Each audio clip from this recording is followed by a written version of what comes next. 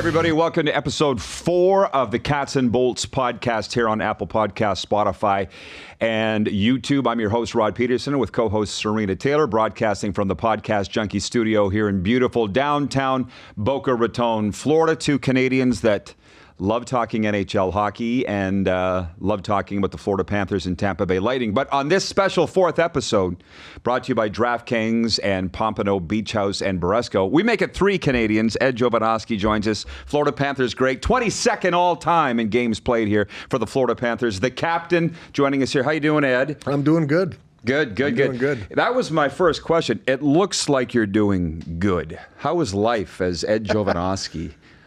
Well, a year ago, July, I had my second hip replacement. Ooh. So, previous 5 years was kind of grinding through it, but I had the surgery done, and it just changed my life. I had a hip resurfacing done while I was still playing. I had it done in April, came back in January and played, and it was great. But the rehab on that procedure versus a total hip is just totally different.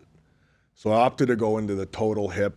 It was great. I had the surgery in the morning, 7 a.m. I was in my house by 11 o'clock. And back in the gym every day, feeling good, body's good. But it was pretty beaten up there for a while. I just wasn't ready mentally to have another surgery. Wow. So I kind of held it off. But after a while, I just couldn't put my socks on, couldn't tie my shoes, couldn't swing a golf club, couldn't walk more than a mile. It was just, it was tough. So. Well, that's good. This has a happy ending. Right. I felt like we're doing an ad for Baptist Health here. And yeah, you hear those ads for everybody doing that. And so, sorry to jump right in, Serena. I should, as if anybody doesn't know, Ed Jovanovski, 1,128 NHL games, Florida Panthers, Arizona Coyotes, Vancouver Canucks, then back to Florida. Number 1 overall pick from Windsor, Ontario, Canada. I got a list of questions. But Serena, jump on in. We'll talk about the first week for the Panthers, the Lightning, and the rest of the NHL in a moment. We've got a special guest here, and you were pretty happy to see Jovo too. I was very happy. Yes. I was very happy. You're definitely one of my World Junior heroes. This is a big thing. For those of you guys who don't know, the World Juniors in Canada is a huge event, and Ed's one of the heroes for sure. So I know we were kind of talking a little bit about before the show about the World Juniors, but talk to us about any World Junior memories that would stand out for you. There's so many. It was great that it was in Canada at the time, in Red Deer. Not too familiar with Red Deer, not much to do there other than, us competing in the World Junior. But I remember it was cold, but it was the lockout year. So we had an unbelievable team, from Alexander Daig, who came back, Jeff Friesen, Jamie Storr, Jason Allison.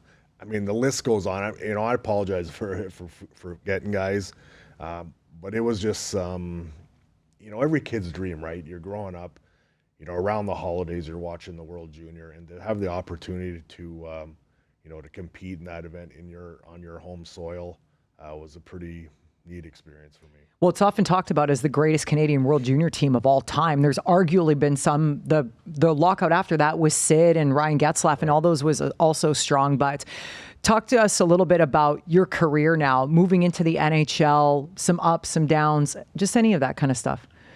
Well, my story is kind of weird, I guess. If you're looking at your typical kid growing up, you're probably putting the skates on at 5 or 6 years old.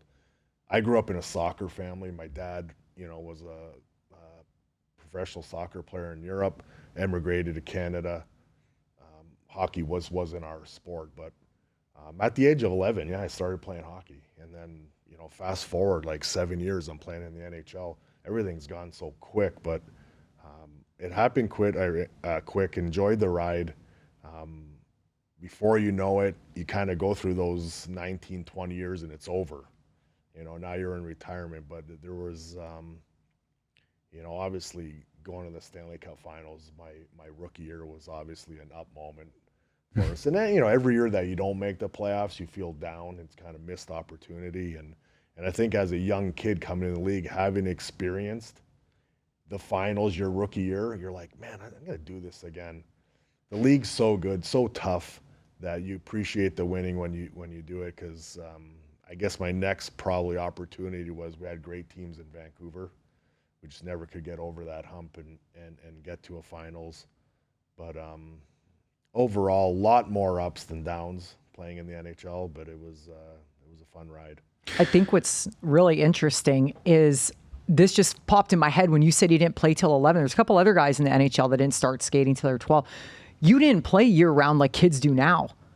You probably just played in the winter, maybe skated a little in the summer, and that was it. Is that correct? Yeah, I was, for me, soccer, baseball, I played every sport in school, right? But it was hockey season was hockey season. We didn't really have summer hockey. There possibly could have been a couple events that, you would attend a select team or whatever the case may be. But, me being involved in coaching now in youth hockey, I mean, kids play.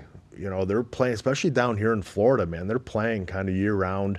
And I got to hold my son, too, because he's playing. I got to hold him back sometimes. I'm like, go play golf or something. Kind of change it up a little bit. But agreed. Listen, you can't take the hunger away from these kids. They want to be on the ice, and it is what it is. Do they all want to be playing year-round? Because I look at it same as her. And you guys were talking about Gretzky before we went to air. Wayne said he played baseball and lacrosse. But these kids, they all want to play year-round? I loved hockey, and I didn't want to play year-round. Right. But these kids? You look at Florida, though, I think there's so much to do. I mean, I didn't grow up fishing. So, I mean, like, you got Florida, you fishing, you got golfing. You got every sport, that you can basically play in the elements that we have down here. But I think some kids, just have that in them that they want to play around. Not saying it's the wrong thing to do. I think you got to give your mind, your bodies a break from kind of the ice. Not saying you don't stay out of the gym, because we all know, training is 12 months out of the year now. But overall, I mean, it's nice to mix it up and have that excitement to get back on the ice. Yeah. So for an old retired guy, and I use old as a joke, but you're busy enough though. With the coach in minor hockey, you're on television, and 4 kids. You must feel like you don't really get a break. Yeah, the older ones are kind of doing their own thing. Oldest one's working, the other one's finishing her senior year at school, and the other one's kind of just trying to get through high school. But yeah, I mean, coaching minor hockey, be able to give back and help out. My son plays on the team, so to go out there and have a healthy body to be able to put on the skates and go out there and enjoy the time with the kids is always special. But yeah, doing the TV, covering the Panthers, doing the broadcast, keeping me busy, getting me to the rink, seeing the guys, it's always fun kind of going back into arena, because that's, you hear a lot of players talk about it, and that's the one part you really miss is the locker room. So to be able, even as you're covering the team, to be able to go back in the locker room, shoot the shit with the guys, have that camaraderie, because there's nothing that can duplicate that in this world. No, of course not. It's just something about a locker room that, you miss that time. Guys telling stories, finding what's going on, talk about last game or whatever the case may be. But overall, I think it's one of those areas in the game you really miss. Yeah, well, the one thing I would think with these current Panthers, they all know who you are because they all grew up watching the game. And it's interesting. I had mentioned to you when you were walking in here, we hadn't officially met before, but I've seen you in the press box at the games, and you always nod and like you know me. I'm like, that's a good guy, because you don't know me. Now you do. Right. So I appreciate you coming down and giving us the opportunity to talk about the Panthers. And that's actually a pretty good segue into this 3-game opening road trip. The home opener's Thursday night against the Leafs. Did you watch all those games? What did you think of the opening 3? I did. I felt like the first game that the team played well enough to win. They outshot Minnesota 2-1 in that game, 40-20, whatever it was. I give credit to where credit's due. The goaltender played well. Moving into Winnipeg wasn't the greatest game, for the team. Last game in New Jersey, the first 40 minutes of that game looked like Stanley Cup Florida Panthers. I mean, they were bottling up things, and they made New Jersey look like a really young team, inexperienced team. Third period got a little bit hairy. You're up 4-0. You start doing things you probably shouldn't be doing. You kind of open the door and let them back in. So, but all in all, it was a good 2 points, kind of somewhat salvaging that road trip. And coming into the home opener versus the Leafs, having won a game. So the excitement, the buzz, the place will be rocking. it's important to hopefully get to 500 here. From your experience as a player, do you feel like it would have been a lot harder to start 3 games on the road before you can finally get back home and get your feet underneath you, be comfortable? Yeah, I think sometimes you're kind of itching for a road trip. I think starting, the season, on the road, there's no easy games anymore. And that's the thing. And I think for Florida going on the road, different scenario. You win those games. Now you're feeling really good, but it was good to get that last one. But you got to win on the road. You got to be able to win on the road to be a playoff team. And there weren't easy buildings to play in. But good to knock 3 road games, off the list early on in the season. It's not like junior hockey where your team is on the road for 3 months because you got some event at the rink because the cattle are coming. Right, yeah. It's a little different. But talk about the travel, maybe from playing in Florida versus when you were in Vancouver, the difference in the travel, what that was like. Well, they're both pretty tough. I know in Vancouver, I think one year we were in the air 170 hours. It's a long time. It's a lot of hours, up in the air. Florida too, obviously, being Tampa, being close. Carolina being your next, I believe, 2.5 hour flight, 2 hour, but it's still a long flight. Guys, you're getting home at, 1:30 to 2:30 in the morning off these trips, kind of regroup yourself and get back at it. But, the travel in Vancouver, especially with the time change as well, a lot of times you're going in a different time zone, so you're getting back, and it's it really throws you off. But overall, I mean, it's something that every team deals with. The travel is part of the game, and they want to make it as luxurious as you can. I mean, guys travel pretty good now, with the charter planes, the great hotels, the meals that are on the plane are very important to guys getting the proper nutrition to be ready to play and recover. But it's part of the game that every team deals with. It's crazy. I am actually an online fitness and nutrition coach, and I talk about nutrient timing all the time. Think about how far it's come even since you played, right. The focus that they put in that kind of stuff. You used to, here's a couple Gatorades, crush these after a game, and then you start looking at it now. You start looking at the sugar and everything that's going on in there. But yeah, how important it is to fuel the body, and you would know. It has evolved so much now that I think a lot of the guys on top of trainers, have nutritionists full-time on board to make sure they're kind of monitoring what they're doing in the off season. I think it's imperative for guys because it is, you want to give yourself the best advantage and be the most prepared you can be to compete at this level. It's a long year. Absolutely. My last one for you, I think. We'll see how we are for time, but you mentioned you grew up a Leaf fan. I want to get the Leafs fans going here with your assessment of their game against Chicago the other night. If you will say it again on the air, what you said earlier in terms of who's coming in here for the home opener Thursday night.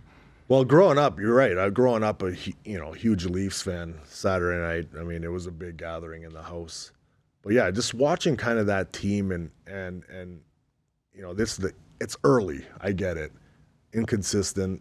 But that game versus Chicago, I really don't know what to think. I don't know if the team wasn't prepared. It was a little bit kind of you're a little late to pucks, late to loose battles, losing 50-50 pucks, to a Chicago team that is going to work hard. They're not a very talented team, but they certainly, outworked them. And with Toronto, I see, what happens a lot with them is they get down in games, right? And you always feel with their talent and their skill, they find a way to crawl back into a game. And a lot of times they do. As the season moves along, these games are tougher, to come back and get yourself out of the hole. But they certainly have a lot of talent. And, but, sometimes when you kind of watch that, you can't put your finger on it, whether it's the back end, the goaltending, something is missing, with that team, I think, getting to the next, next spot where this team needs to be, and everyone in Toronto is obviously craving, a long run or a Stanley Cup team. But who knows? I think things need to change, and it all comes down to work ethic. I lied. I got one more. Mentioning Chicago, number 1 overall pick, Conor Bedard. You were one. So have you thought about what he's going through? They're a little different. I mean, I guess different in a sense where, you still have, I remember as an A2, you still have the pressure, right? You still have the pressure. You were the number 1 guy. People expect, the expectations go up just to be that much better than guys that were, drafted under you. It doesn't really work that way. Sometimes it takes a little bit more time to mature, to kind of figure out the game. Defenseman a little bit different, position obviously playing. It's a little tougher to kind of get your groove and mature into that position. But Conor Bedard's heard it for so many years, right? He's been the guy that's been talked about, and he's come in, and I thought, thus far he's looked pretty good. I mean, he's getting a lot of shots on net. He's getting opportunities. But this kid is the face of the league and our next kind of, crop of young stars that are coming through. He seems like a super humble kid, and he's going to do well. But he's surrounded by, you see Chicago, they brought in a guy like Foligno and Perry, good pros, experienced guys that have been around that can, help him in situations, throughout the year. Any last thing? I could talk all day. So could I. So you got one more for Ed. Well, that's going to be a tough one, but I'm going to have to say, going back to your comment about defensemen, when you played versus now, just quickly talk about what you see from up here as the difference. Well, the agility and the way the guys can skate, it's a totally different game now. You used to have a couple guys that you're on your team that know you got to be, weary throwing them on the ice. They're out there for one reason. And, but back then, you put your stick up, the old Lidstrom, how he would kind of block guys with his stick. Now, it's very evident if you can't skate, you get exposed. That's a good point. Bottom line, you have to be able to skate, go back and get the puck, make that good first pass. And it's all about that 4th and 5th guy in the attack now.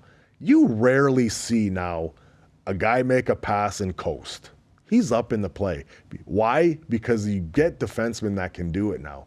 The game has changed where you want guys that be able to play. Same like the 4th line, 3rd and 4th line. You have no problem putting these guys on the ice anymore. Back in the day, your 4th line paid 5-6 minutes, if that. Yeah.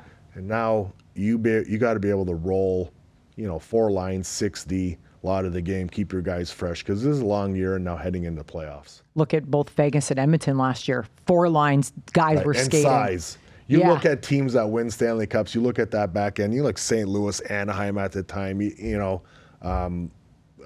last year, Vegas, this is a big back end. It's tough to, lean on these guys for the playoffs, and they seem like they last.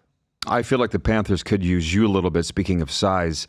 We knew Montour and Ekblad were going to be missed, but I'm sitting watching the games going, Mark Stahl, Gudas, that's the top 4. Right. And they're missing just some regularity back there. Yeah, it's sometimes money comes into the equation. I forget about that all the time. With Gudas, good for him getting a good salary, good contract in Anaheim.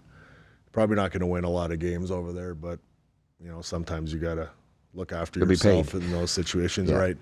But I think, right now, I think for the Panthers, you want to kind of hold as best as you can, because let's face it, I think when you look at that back end, a lot of teams coming in, to games their weakness is on the back end. They got a couple horses that are out of their lineup. Let's put it in the corner and let's work them down low. They're going to give the puck up, but hey, listen, you got to make do with what you have. These guys are NHL players. Kulikov's played close to 800-900 games, wherever it is. Ekman Larsson's great. Ekman Larsson, I played for a couple years in Arizona. He's a stud coming in. Still has it. He hasn't played much hockey. He's been hurt, last year. Even Mikkola, big body, got a couple 100 games under his belt. So you're not getting a rookie throwing him into this situation. You're getting pros out there, NHL pros. And it's going to take some time to build that chemistry, and hopefully you can stay afloat till Montour and Eki get back. Well, Ed, the word was, the guy said, Ed's a good guy. You proved it. I appreciate it. This has been fun. Hey, Serena. Amazing. Thank you so much for coming down. And we got a gift card for him from Beach House Pompano, scenic rooftop restaurant on the shores of Pompano Beach, and Baresco, a tropical outpost serving only the freshest tacos and lush jungle vibes. They're at 225 North Pompano Beach Boulevard. The Cats and Bolts podcast is brought to you by, or at least in part by, DraftKings. The NFL season is going strong, and DraftKings Sportsbook is hooking new customers up with an offer that's even stronger. Bet $5 on any game this week to score $200 instantly in bonus bets. And DraftKings isn't stopping there. All customers can take advantage of a sweetener offer every game day this October. So get in on the game day greatness. Download the DraftKings Sportsbook app now and use the promo code THPN. It's on the screen. That stands for The Hockey Podcast Network. Promo code THPN. New customers can score $200 instantly in bonus bets when you bet $5 on the NFL. That's promo code THPN. Only on DraftKings Sportsbook, official sports betting partner of the NFL. The crown is yours. Gambling problem? Call 1-800-GAMBLER or visit www.1800gambler.net. Okay, Serena Taylor, more with you. And you said you could have gone on forever with Ed Jovanovski. If you had, what would you ask him? What would you say? I would probably ask him a lot more questions about his time playing junior, because he played on a very talented Kamloops Blazers team as well that we didn't even get a chance to talk about.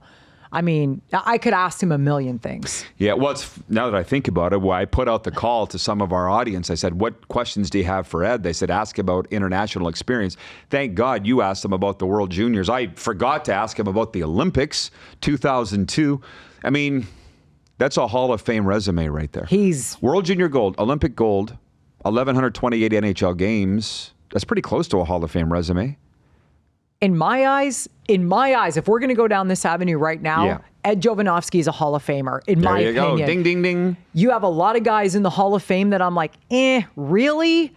This guy is a Hall of Famer. He has brought the heat from day one, and not just because of his international resume. Look at all the stuff he's done in the NHL. He's a great ambassador for the game, and he's a fantastic hockey player. Well, I guess I don't know what the criteria is anymore. And somewhere down the line on this show, I want to talk about the Mount Rushmore of Florida Panthers and the Mount Rushmore of Tampa Bay Lightning. I'm not sure I'm ready to do that today. We'll get one. We'll work on it. Yeah, and as a matter of fact, probably should have asked Ed when he was here. I think that he might be on it. As he said, going to the Stanley Cup final in his rookie season, number one overall pick. He's got to be. He's got to be on there. Who else besides Luongo at this point would you? Luongo, would you Jovo. Be like, these are guaranteed. Now there's arguments for other players. Huberdeau. He's the longest serving most games played. Yeah, I mean, look at all these guys. There's a lot of players that you could probably put on, let's call it the other two, but Luongo and Jovo are for sure. And let's not forget about the Tampa Bay Lightning. Again, a topic I did not plan on getting into today. So, but you're looking at probably Vincent Lecavalier. Well, Martin St. Louis for sure. I'd put Lecavalier over St. Louis. I was never a huge St. Louis fan. Yep. I would put Lecavalier. He's Stamkos, obviously. Now, see, we're getting into it, which is fine. Leave that to me. I'm the segue person. It's good. I love Stamkos. If you look at top junior players to come out of Canada in the last 20 years, Stamkos is in my top 5 at the lowest, for sure. Right. And you got your Vasilevsky, you got your Stamkos, you got your Lecavalier. I'm not going to fight with you on that. And then a fourth, which could take maybe... We could go on. Yeah, and that's what's fun about the discussion. But that'll give us a topic on a winter night when the Panthers and Lightning are on the road. Well, might as well talk about the Stamkos thing. As we sit here today, the Lightning are on a 3-game losing streak. And you and I were watching the NHL on ESPN and saw the take of your guy, Mark Messier, pardon me, and PK Subban saying that the Lightning are not respecting Steven Stamkos enough. We've discussed it on this show, but we'll discuss it again until he gets a new deal or he's gone. We're going to talk about it. I don't blame him. We saw the Stamkos interview. We saw him talk about it. We saw Messier. Obviously, I'm going to agree with everything Messier says because he's the greatest. But even Subban, I agreed with Subban yesterday. one thing Subban said last night was it's a partnership, and I do not disagree with he said that. Business. He said it's a partnership. I said it's a business. There's no partnership between a team and their players. It's a business. They are your He's an boss. employee. Correct. It's not a partnership. He's not a partner in the team. But I get what he was saying. I think he just misspoke. And the point is, you have to respect your guys. Like Subban said, this guy took a pay cut to stay on his last one, and you're going to do this to him? Listen, Edmonton has a history of having the worst rug pulled out from underneath of you trades in the history of the National Hockey League. I have dealt with it twice. What they did to Ryan Smith was completely, they blindsided Smitty, never wanted to not be an Oiler, and this is the same thing that's happening to Stamkos. Smitty wanted to talk about his contract, and they were like, well, the day of the trade deadline, they traded him, and he had no idea it was coming. They were talking last night about Stamkos potentially getting loaned to Boston. I don't like that term. That's a soccer term. No, rental players is what they're talking about. Sure, but at the end of the day, I like a guy that goes down with his ship. I was never a fan of Ray Bourque going, well, I never won a Stanley Cup in Boston, so please trade me to a team. That is a sellout to me. I don't like it. He doesn't care what you think, but absolutely. But the thing with Stamkos, he's won Stanley Cups. It's not about that. Now he's playing for honor. He's done what he's supposed to do for his team. Give the guy some credit. Like, at least talk to him. So I'm just wondering where you are on that, and I'm not being argumentative. Is he an employee, or is he a guy that's earned the right? Well, he's an employee, but you can still respect your employees. I've yet to experience that in life. But. Well, likewise, I guess. But realistically, you can still respect your employees. If my employee came to me and said, I feel like I would like to talk about making more money because I've been doing X, Y, and Z for you, and I've got you all these clients, I'd be like, okay, let's talk. I wouldn't say, no, let's wait a year. I don't like the way he's being treated either, for the record. I agree with all of it, but I guess I've seen the harsh realities of this, and I'm not surprised. It's happened over and over and over. But look at the difference in the general managers compared to when he signed 7 years ago. He's not or whatever. a Brisebois guy, period. We talked about how Brisebois is cleaning house, and we had this conversation, and it was like, I've been in a position where I've gone into management and been, okay, well, I like these people and I think they like me, but at the end of the day, you have to get a fresh and a clean slate. This is not the same thing with Stamkos. It's Brisebois' job to put a product on the ice. That's different than him just being a regular employee. But the point is, it's still a owner-employee relationship. Mm-hmm. Well, again, as we sit here today, and we like to do this show weekly, the update is that the Lightning have lost 3 in a row. And on the flip side, the Panthers are 1-2, coming home for the home opener against the Leafs Thursday and the Vancouver Canucks on Saturday. But I did notice some update. It might have been on ESPN's NHL coverage somewhere saying, here's what happened in the NHL this week. And the big talk was Conor Bedard. And I was quite interested to get Jovo's take on being a number 1 overall pick and how the world's different. And it's way different. There was no even internet when he when he was, to be honest. And he was a defenseman. The expectations are different. But Conor Bedard was held pointless in that Leaf game that he was talking about, Jovo was talking about. I'm interested to see him come here. It's not that far away, November 12th. Bedard's been one of the top stories, certainly top 3 in the NHL in the opening week. Well, because the NHL's pushing it. If you look at the promos on ESPN, they're about Bedard. Yeah. Half the people that see those promos have never seen that kid play hockey. They just know he's Conor Bedard. They don't know how he's going to stand up, like what Ed was saying about defensemen being different now. That's where we're going to see a huge difference in what Conor Bedard did in the Western Hockey League versus the NHL because of the defensemen. We all know that, right? But the league is pushing. I knew that Bedard was never going to go to Anaheim or wherever. Arizona. It was not the flavor of the month for Gary Bettman. If Florida or Tampa had the opportunity to draft him, guess where he would have went? South Florida, 100%. He's absolutely like, oh, this is a good place for Bedard to go, so we're going to put him there and we are going to blast this all over. He hasn't come out guns a-blazing because he's an average NHL player. He's got probably more talent than most of them, But it's a different game. He's playing against grown men. He's not average. He's 18 years old, and he's going to be one of the greatest players. There's no doubt. So he's a point a game coming in. But what I'm saying is right now, he's not burning it up and killing everybody and scooting around these defensemen. He's playing like Well, I'll show you some highlights that would say otherwise. He turnstile John Klingberg the other night. He did the exact same thing at all the preseason games. Great. You're saying he's not burning around, guys. He is. He's not putting the puck in the net like everybody's everybody's. He is an average player. He's like the third highest scoring player on the Chicago Blackhawks of guys that are all older than him. I'm saying the stats would not agree with what you're saying. See, I disagree. He's not. He's 3 games in. I'm telling you what the numbers are. Everyone's like, oh my God, he didn't get a point the other night. He got a goal. Okay, whatever. Great, good. But you got Zach Hyman got 4 points last night. Who would you rather have, everybody? Zach Hyman or Conor Bedard? Right now, Please. This year, Zach Hyman. You can have him. Go ahead. Like Ed said, though. Look who he's playing with. And look who Conor Bedard's playing with. Conor Bedard's playing with a couple fire hydrants. Zach Hyman's playing with Connor McDavid and Leon Draisaitl and Evander Kane. Like, give me a break right now. Come on. Even Ed said Toronto was flat and terrible the other night. That's not Conor Bedard's fault. But Bedard didn't get a point against them. So if he was that great, how come he's not putting the puck in the net against a flat Leafs team? His team won, so we're not all about now we're stats. talking. That's how the tune changes all of a sudden. Now it's not about Bedard. Now it's about his team. History will show Zach Hyman versus Conor Bedard. Okay.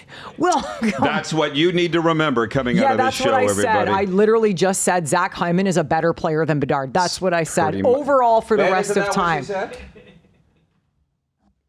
What? It's apples and oranges. We are never going to agree on this. No. We're never going to agree on this because just because Conor Bedard was a Pats guy, you're a big fan.